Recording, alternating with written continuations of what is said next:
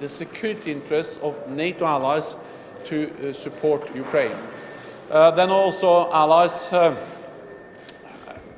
agreed that we should work more closely with Ukraine because what we have seen is that the support is actually making a huge difference on the battlefield every day. The gains that Ukrainians are making, of course, belongs to the brave soldiers of Ukraine, but the support provided by NATO allies, partners, the European Union, is making a difference, and that's the reason why we need to continue to provide more support. And last, I would just say that we are all shocked by the indiscriminate attacks on Ukrainian cities, on Ukrainian infrastructure. We see that President Putin is trying to deprive Ukrainians of water, electricity, heating, light. President Putin is using winter as a weapon. He is weaponizing winter, and that is just making it even more important to support Ukraine. And also, of course, we're looking forward to meet you later on today and to discuss directly with you. So please, Dmitry, welcome. Thank you, Jens. The last time I was invited to the NATO Ministerial, I came with 3 words, which were weapons, weapons, and weapons. And a lot has been done since then in helping Ukraine to equip our army with necessary weapons. And you've seen how we deliver. These weapons help us to liberate our territories, to save people from tortures and disregarding treatment by the Russian occupational forces. So I would like to thank you and the Alliance as a coordinating force that allowed necessary weapons to make it to Ukraine. Today, I have 3 different words, three other words, which are faster, faster, and faster. We appreciate what has been done, but the war goes on. We proved that we can defeat Russia. We proved that we can win together in the interests of the entire Euro-Atlantic space and the world, as you rightly mentioned. But decisions on weapons, decision on launching new production lines of weapons in Western countries, they have to be made faster, and deliveries of weapons have to be done faster. And this is what we are discussing here today with ministers, how to speed up everything.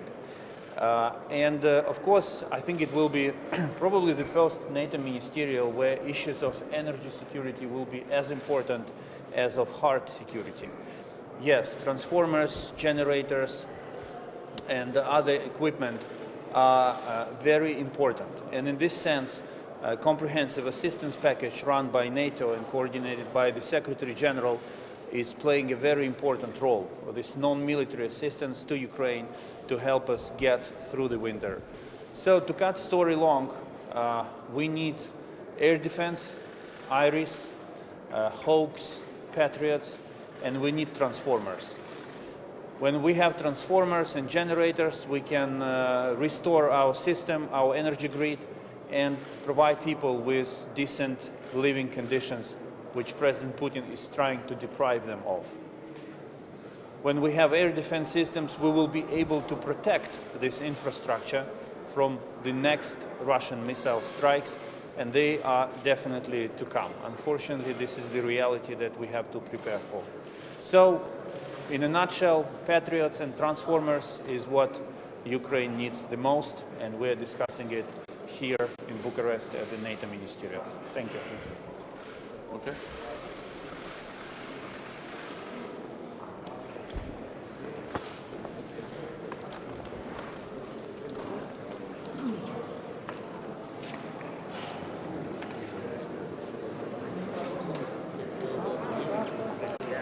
Just wait a few moments over.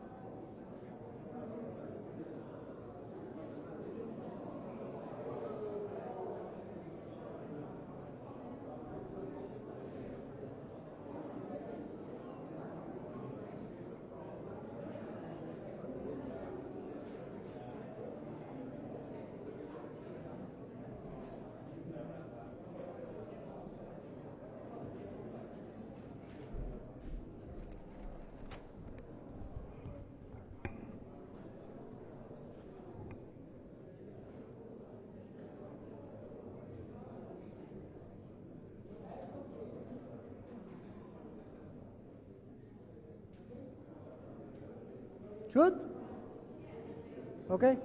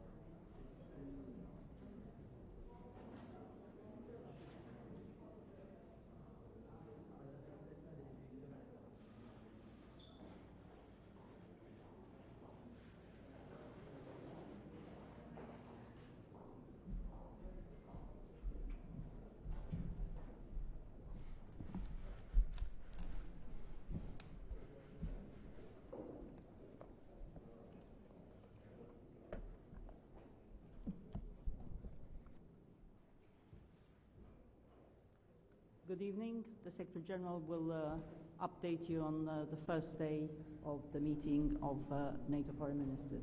Secretary General. Good evening. NATO Foreign Ministers just concluded a substantive discussion on Russia's brutal war of aggression and our support for Ukraine. The Ukrainian armed forces have made significant progress, liberating the lands and pushing back Russian forces. At the same time, large parts of Ukraine remain occupied, and the Russian military retains strong capabilities and a large number of troops. Russia is using brutal missile and drone attacks to leave Ukraine cold and dark this winter. President Putin is trying to weaponize winter, to force Ukrainians to freeze or flee. He is trying to break the will of the brave Ukrainian people and to divide all of us who support them. But our meeting here in Bucarest is sending a strong message of NATO unity and of sustained support for Ukraine. NATO is not party to the war, but we will continue to support Ukraine for as long as it takes. We will not back down. NATO allies are providing unprecedented support, and today allies made additional pledges to NATO's comprehensive assistance package for Ukraine. This will fund urgent non-lethal support, including fuel and generators, helping Ukraine to address the consequences of Russia's strikes against their power grid. I was also glad to take part in the G7 foreign ministerial meeting just now to secure commitments for the emergency infrastructure coordination mechanism to assist Ukraine. NATO's practical and political support will continue now and for the longer term. And I look forward to discussing our support with Foreign Minister Kuleba later tonight. In our meeting, we also addressed Ukraine's Euro-Atlantic aspirations. Foreign ministers reaffirmed NATO's support for Ukraine's right to choose its own path, and we recognize and respect Ukraine's aspirations for membership. However, our focus now is on providing immediate support as Ukraine defends itself against Russian aggression. And we will also work even more closely with our other partners. So I look forward to our meeting tomorrow with Bosnia and Herzegovina, Georgia and Moldova. Finally, let me welcome Norway's offer to host an informal meeting of NATO foreign ministers next year in Norway. With that, I'm ready to take your questions. We'll start with BBC, second row.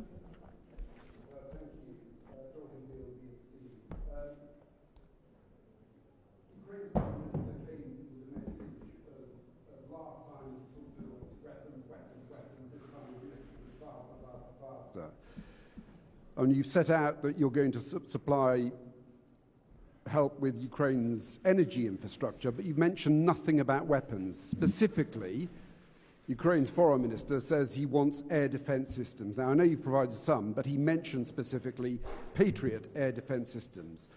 NATO allies have put Patriot systems in other countries, NATO member countries. They haven't given one to Ukraine. Do you think it's time that that is addressed? And that what is the reason you can't give, or NATO allies can't give, Ukraine Patriot air defense systems, which he wants? So first of all, one of the main reasons it is important to have Minister Kuleba here is that then we can sit down, as we will do later tonight. I also had the bilateral with him earlier today, to address and to discuss the urgent needs and the different concrete requirements asked that Ukraine is presenting to NATO allies. And this dialogue has actually enabled us to increase the support from NATO allies to unprecedented levels, both the military support, the types of weapons, and also the amount of support. And therefore, it is important that we continue to meet and to go through the concrete lists. We do this in NATO. We also do that in what we call the Ramstein format, that we meet regularly, NATO allies, partners, led by the United States. This is partly about providing new systems, like for instance the Patriots, and there is an ongoing discussion about that now. But it's also very much about ensuring that the systems we have already delivered are functioning, are effective. And to do so, we need to ensure that we provide spare parts, enable them to do maintenance of the systems, and also ammunition. Because one of the huge challenges we face now is that some of also the advanced systems like the NASAMS that NATO allies have provided already, advanced NATO standard air defense systems, or the German IRIS-T, which are advanced air defense systems, that we are not only providing those systems, but that we're also ensuring that we provide the necessary ammunition and spare parts to secure that these systems are operating effectively. So yes, we are addressing a wide range of additional systems. At the same time, we are urgently addressing the need to ensure that existing systems are working as expected. Okay, we'll take Politico. Thank you very much, Lily from Politico. During the political discussion regarding the future of Ukraine and Ukraine's membership aspirations, did allies discuss at all any potential steps that the alliance or Ukraine could take to come closer together and to help Ukraine prepare their membership application, or is any such framework or concrete steps, are those off the table? Thank you. No, we are discussing how to further strengthen our partnership with Ukraine and also help them move towards a NATO membership. NATO allies have reiterated their decision taken here in Bucarest about NATO membership and in 2008.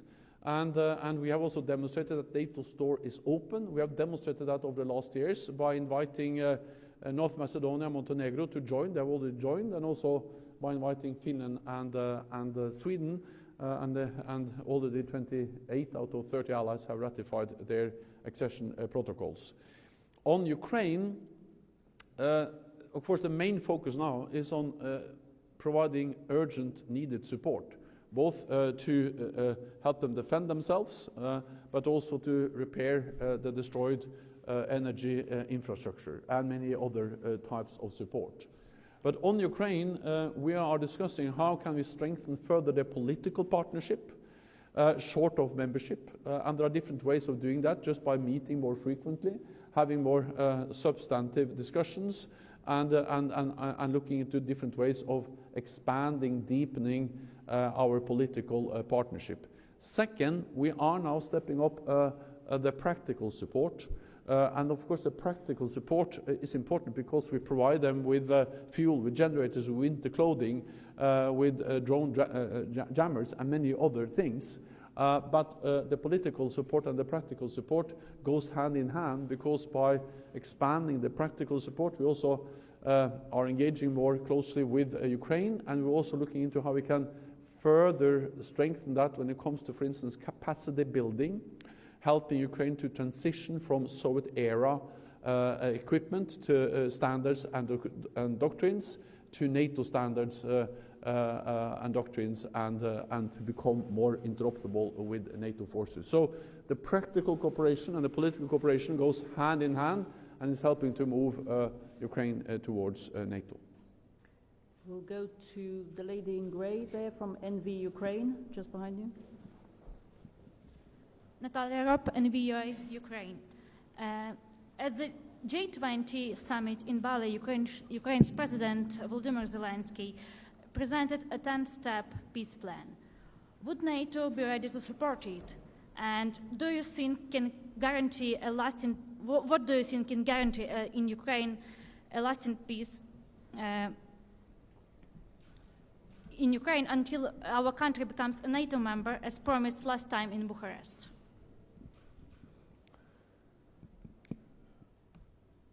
Foreign Minister Kuleba referred to that peace plan, the initiative taken by President Zelensky when I met him earlier today. And I expect also that will be an issue when Minister Kuleba meet all the other NATO ministers later on tonight. I think the main message is that a lasting peace can only be a just peace. Peace will not be lasting, peace will not prevail if autocracy and oppression prevails over democracy and freedom. And if the authoritarian powers win, we will not have a lasting peace. And that's also the reason why, of course, everyone is in favor of peace. But we also have to realize that the only way to achieve peace is to ensure that the aggressor doesn't win. Because we have to remember what this is. This is a war of aggression. It's one country, Russia, invading another country, violating their sovereignty, their territorial integrity, and not only that, but we see attacks on civilians again and again. We see that there's hardly any electricity, gas available for most Ukrainians, and this is really, really hurting not only the Ukrainian armed forces, but almost all civilians in Ukraine. So this type of warfare, weaponizing winter, is a brutal warfare that has enormous consequences for innocent civilians in Ukraine. What we do know is that most wars end at the negotiating table. Most likely this war will also end at the negotiating table. But what we also know is that what happens around that table is absolutely linked to the situation on the battlefield. So it may sound like a paradox, but the reality is that the best way to achieve a lasting, durable peace in Ukraine is to provide military support to Ukraine. Because that's the way that Russia will learn, President Putin will understand that he cannot achieve his goals on the battlefield. He has to sit down and negotiate in good faith and actually make some serious concessions to have a lasting peace. So yes, we support efforts, but we also know that the way to achieve a durable peace is to provide military support to Ukraine. Okay, Wall Street Journal. Thank you very much, Dan Michaels, Wall Street Journal. Today's statement mentioned the Black Sea security, as did the strategic concept in Madrid, both of which were pushed by Romania. The Romanian president and foreign minister were very proud of getting this in there. But according to several members, another NATO Black Sea country, Turkey, has pushed back against this, not wanting NATO too much involved in Black Sea security. How problematic is this for NATO that something as critical as Black Sea security is so controversial within the alliance? Thank you. Well, all allies have agreed, and not only agreed, but actually implemented a significant increase of NATO's presence in the Black Sea region. This started back in 2014. After Russia's illegal annexation of Crimea, we have implemented a strong reinforcement to our collective defense, especially in the eastern part of the alliance, and that includes the Black Sea region, including in Romania, with more presence on the ground and also supported by air power and a lot of advanced capabilities. We have now what we call enhanced vigilance activities that are helping allies to monitor and to be present in the Black Sea region. When we realized that Russia was planning a full-fledged invasion of Ukraine last fall, we further added to our presence in the Black Sea region. I was myself in something called the MK base here in Romania. I think it was early February this year. And I saw how the US, but also other allies, deployed more troops. France is now leading a battle group here. We have doubled the number of battle groups from 4 to 8, including one in Bulgaria and one in Romania, to increase our military presence. So before and after the invasion, we have significantly increased our presence with many different types of capabilities. We also made important decisions, all allies, in Madrid to further increase presence, to have more earmarked troops, higher readiness, more pre-positioned equipment, and the combination of more forward presence, more pre-positioned equipment with earmarked troops that can be deployed to specific areas is a way also to increase our presence in the Black Sea region. So we are working on the details on many of these decisions, but a lot has already happened just by the measures we have taken. One more thing, and that is that since we were so prepared for the invasion, on the morning of the invasion, we activated our defense plans. And that means that SACEUR, our Supreme Allied Commander, gets more authorities to move forces. So he can, on his own authority, move forces into this region when needed. A lot has been moved into the region already, but he can, when he deems it necessary, add additional forces, land, sea, and other capabilities when needed. Frankfurt Allgemeine Zeitung. Thomas Kutschka, Frankfurt Allgemeine Zeitung. Secretary General, coming out of these meetings, can you quantify the pledge that allies made today regarding the restoration or repair of Ukrainian energy infrastructure, and how quickly will allies be able to deliver on their pledges? And maybe in the more long-term support, do you see a specific role for NATO in training Ukrainian soldiers, something which is now done by the UK or by the EU, but not by the alliance as such? Thank you. So, first of all, I cannot quantify that because I left the meeting where they made the pledges, and they were making pledges as I left. So I think it would be very wrong if I now start to summarize those numbers.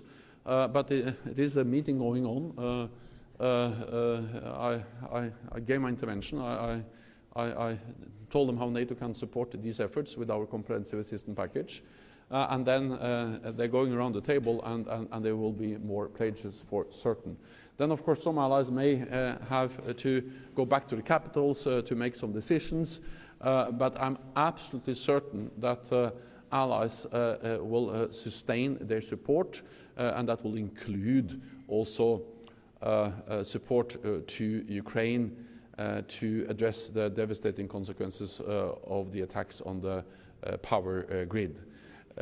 Let me add that, of course, we need to support them to repair and to replace what has been damaged. But we also need to support them to defend, to shoot down incoming drones and missiles. That's the best way to protect Ukrainians against these attacks, and to ensure that President Putin does not succeed in trying to weaponize winter. But the concrete numbers, you have to wait until allies have made the pledges. Then on training, well, so NATO allies have, as you alluded to, trained Ukrainian troops for many years. I remember very well, I went to Yavoriv, just outside Lvov, back in 2015, and there I saw how UK, the United Kingdom, United States and Canada trained Ukrainian forces. NATO has been there for many years, helped to build capacity and modernize their armed forces. And of course, we can absolutely also do that in the future. Exactly what kind of framework that will be done in, that doesn't matter so much for me. What matters is that NATO allies in different formats are training Ukrainian troops. I recently visited the United Kingdom, where countries, of course, United Kingdom, Canada, but Finland, Denmark, Norway, Netherlands, and many more allies are training thousands of Ukrainian troops, and also welcome the initiative by the European Union. That will also be many NATO allies that will provide training. So training will take place in many formats. NATO will provide different types of capacity building, also education, and then all together this makes a huge difference for the Ukrainian armed forces. Anadolu. Talha Öztürk, Anadolu Agency. First of all, thank you very much for the opportunity. I have two questions. Mr. General Secretary, Sweden says that the country is taking necessary steps, necessary measures to eliminate Turkey's concern. However, we are still seeing the rallies of PKK terrorist groups across the country, and they are reflecting terror materials to Turkish embassy building. Do you think Sweden is trying hard to eliminate Turkey's concerns? Also, my second question is about increasing security concerns in Western Balkan countries, especially in Bosnia-Herzegovina and Kosovo, since the beginning of the war in Ukraine. How can NATO address these concerns? Thank you very much. So first on Finland and Sweden joining NATO and to what extent they deliver on what they have promised, if I understood the question right. Then, first, all allies, including Turkey, made an historic decision in June to invite Finland and Sweden. All allies have signed the accession protocol, and already 28 out of 30 allies have ratified the accession protocols. This is a very quick accession process. We welcome that, and we do that not least because we know that membership of Finland and Sweden in the alliance will strengthen NATO, it will strengthen the transatlantic bond, it will make us all more safe and secure. In Madrid, at the NATO summit, the Finland and Sweden and Turkey agreed on the joint memorandum. I was there, we supported and facilitated those negotiations. I know that they were difficult negotiations, but they agreed. And Finland and Sweden are now implementing. They have delivered, meaning that Sweden, for instance, has changed its constitution. Sweden has tightened and strengthened the laws on terrorism. We see that has been expulsions, and also that Sweden has lifted any restrictions on arms exports to Turkey. On top of that, we have established, or they have established, a mechanism to ensure that this will continue. There will be a permanent effort by Finland and Sweden to work together with Turkey in addressing terrorist threats. This is, of course, important for Turkey, but it's important for all allies. And sometimes there are also very close links between terrorist groups and organized crime in other NATO allied countries, including in Sweden and other NATO and in other European countries. But let me add one more thing, and that, of course, when it comes to individual decisions on expulsions or extraditions, that is for the Swedish courts to make. I mean, there's rule of law. So what politicians do, they decide the laws, and they have tightened the laws. But at the end of the day, you need proof that will stand in the court if you want a specific person extradited from Sweden. And that's how it works in democratic states with rule of law and independent judiciary. Then briefly on Western Balkans, of course we are concerned. We have members, we have partners in the Western Balkans. We have the NATO KFOR mission in Kosovo, close to 4,000 troops, helping to ensure peace and stability. And we also have our headquarters and our presence in Sarajevo. And of course we work also very closely with the European Union to help to stabilize the region. We'll go to Romanian television, lady there. Hello, Secretary General. Last night, President Klaus Johannes said that we need concrete plans to know where and who sends troops. So I was wondering if were the logistics discussed, were there any concrete plans after the discussions today? Do they involve Romania and the eastern flank? Thank you. So we have plans in place. NATO has plans in place to protect and defend all allies.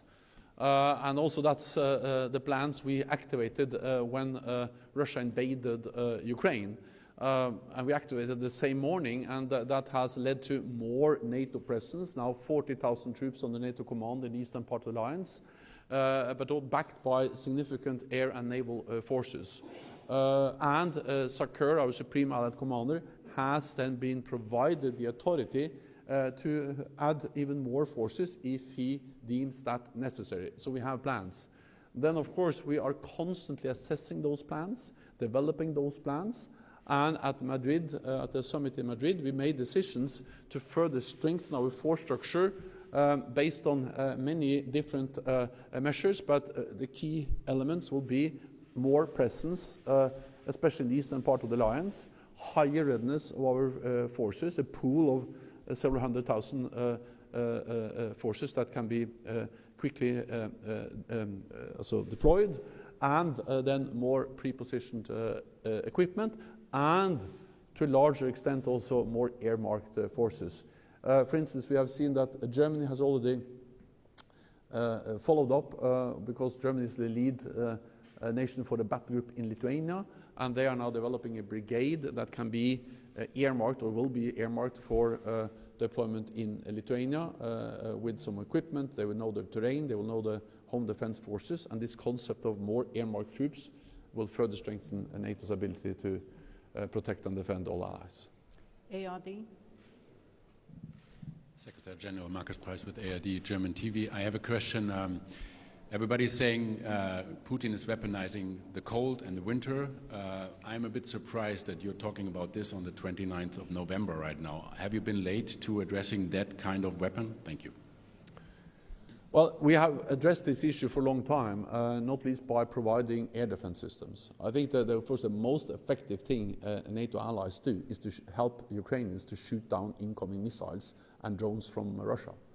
And we also know, and this was also shared by Minister Kuleba, that actually a quite high proportion of the incoming Russian drones and missiles are shot down.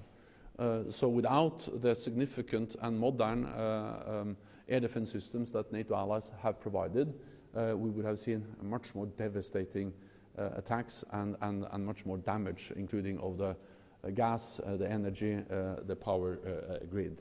Then, of course, what we see now is a very deliberate attack on this critical infrastructure. For me, it's obvious that that actually reflects that President Putin is failing on the battlefield, because since they're not able to resist the fact that Ukraine has liberated a lot of territory, the way they can respond is by attacking civilian targets. And of course there are thousands of cities, there are hundreds of energy facilities, and of course there's no way all of them can be defended at the same time. But that's also the reason why we are stepping up and urging allies to provide even more, and then try to mitigate with both generators, fuel, spare parts. This is about defending, it's about repairing, and it's about replacing their energy infrastructure, and we are doing all things at the same time. Okay, we'll take one last question. Journal TV, lady in pink from Moldova. Thank you, Journal TV, Republic of Moldova. So, the latest security incidents caused by Russian missiles launched against Ukraine and which crossed the airspace of Republic of Moldova, one of which fell in Moldovan territory, have brought back into the public discussion the vulnerability of the Moldovan defense system. How could the allied countries support Moldova in this regard? Thank you. Well, Moldova is a partner of NATO. Moldova has a very close relationship with the European Union, and many allies also provide different types of bilateral support to Moldova.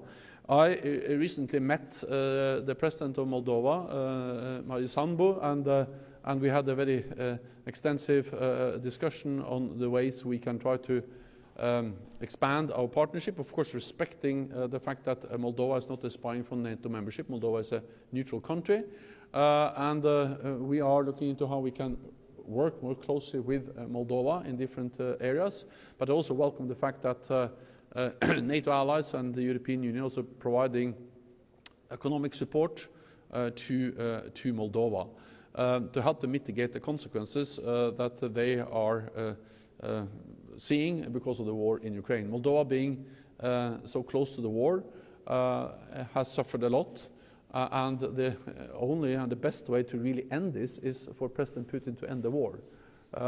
This brutal war of aggression is really bad for the Ukrainians, but it also has ramifications all over the world, with increased energy prices, increased food prices, and power shortages in a country like Moldova. So the lasting way to end these problems is for President Putin to end this senseless war. Thank you very much. This concludes this press conference. We'll see you tomorrow. Thank you. Thank you.